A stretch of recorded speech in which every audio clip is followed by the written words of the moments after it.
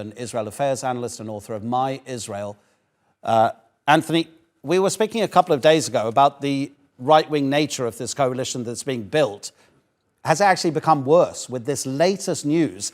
This appointment of Avi Maoz, who's a religious nationalist anti-Arab, who believes that there should be a strict interpretation of Jewish religious laws in Israel. Where does that leave Palestinian Israelis, Arab Israelis? Nowhere. I mean, the sad, scary reality here is Netanyahu is forming coalitions with a number of Israeli Jewish parties, many of whom actually don't believe that Palestinians are human beings. They actually advocate publicly and openly. It's not a secret. They talked about it during their recent election campaign in Israel. The forced removal or ethnic cleansing of Palestinians into God knows where, I guess Jordan or Egypt, who knows. And what's so, I think, disturbing here, and I think this hopefully will wake up so many countries and people around the world, is Israeli Jews, or at least a sizable proportion, they voted for this. This wasn't done secretly. It wasn't done against their will. Obviously, not all Israeli Jews support these parties. Of course, they don't. But enough did.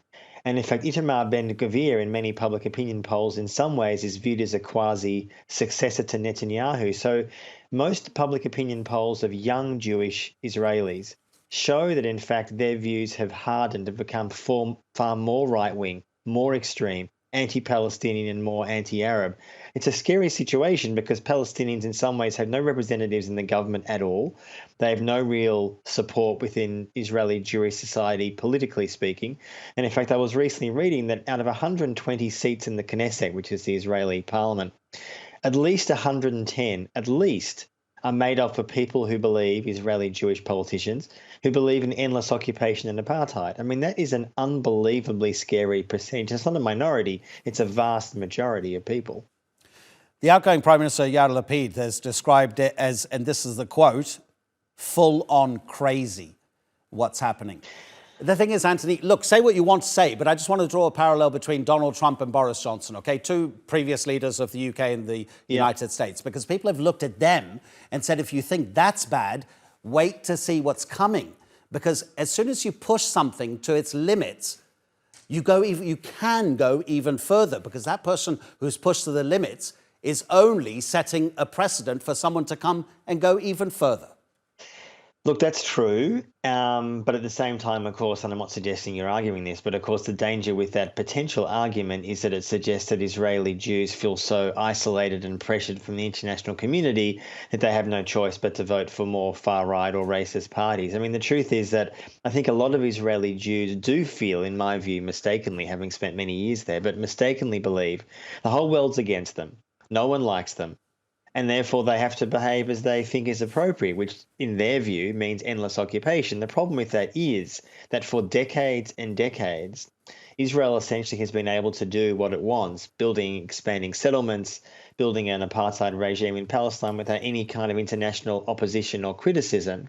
And what I think the challenge will be moving forward, will the international Jewish community, putting aside the rest of the world, and I speak as an Australian Jew myself, will enough of the global Jewish community, without whom Israel would not exist for both military, political and financial support, will they start to seriously question what the Jewish state has become? For them, for decades, Israel is this kind of fantasy democratic state.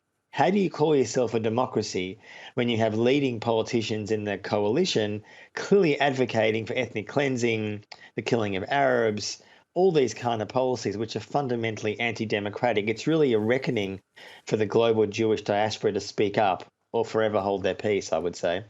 Antony, if you don't mind, very briefly, have you heard any of these stories that are coming out that possibly Netanyahu is building a coalition that in the Knesset will pass a law which will mean that he can't be prosecuted because he's currently on trial for corruption?